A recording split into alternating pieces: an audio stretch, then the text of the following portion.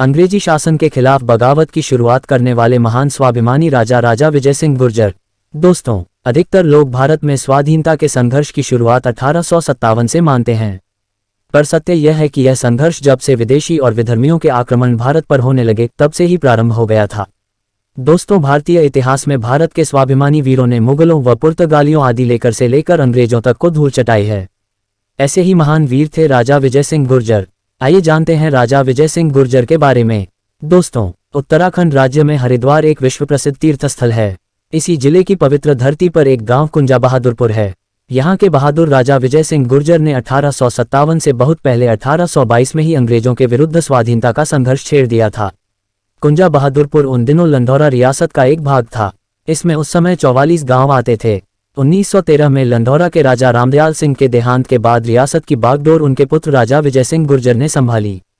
उन दिनों प्रायः सभी भारतीय राजा और जमींदार अंग्रेजों की अधीनता स्वीकार कर रहे थे, पर गंगापुत्र राजा विजय सिंह गुर्जर के खून में गुलामी नहीं थी, वो तो किसी और ही मिट्टी के बने थे।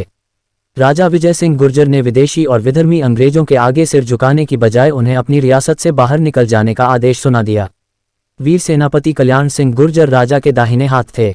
सन 1822 में सेनापति के सुझाव पर राजा विजय सिंह गुर्जर ने अपनी रियासत में अंग्रेजों को मालगुजारी न देने का आदेश जारी कर दिया और कहा कि सभी लोग ब्रिटिश राज्य के प्रतीक सभी चिन्हों को हटा दें, तहसील के खजानों को अपने कब्जे में कर लें तथा जेल से सभी बंदियों को छुड़ा लें।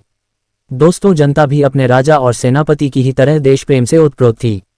उन्होंने इन आदेशों का पालन करते हुए अंग्रेजों की नींद हराम कर दी। इस घटनाक्रम के बाद अंग्रेजों ने सोचा कि यदि ऐसे ही चलता रहा तो चारों तरफ हमारे खिलाफ विद्रोह फैल जाएगा। अतः सबसे पहले उन्होंने राजा विजय सिंह गुर्जर को समझा बुझाकर उनके सम्मुख संधि का प्रस्ताव रखा, पर स्वाभिमानी राजा ने इसे ठुकरा दिया।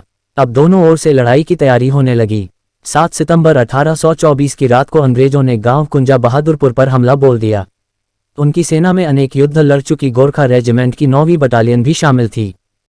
राजा विजय सिंह गुर्जर और सेनापति कल्याण सिंह गुर्जर जानते थे कि अंग्रेजों के पास सेना बहुत अधिक है तथा उनके पास आधुनिक प्रकार के अस्त्र शस्त्र भी हैं, पर अंग्रेजों के सामने झुकने की बजाय संघर्ष करने का निर्णय लिया।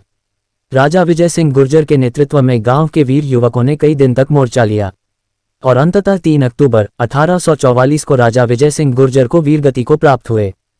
इसके बाद अंग्रेज सेना मनमानी पर उतर आई।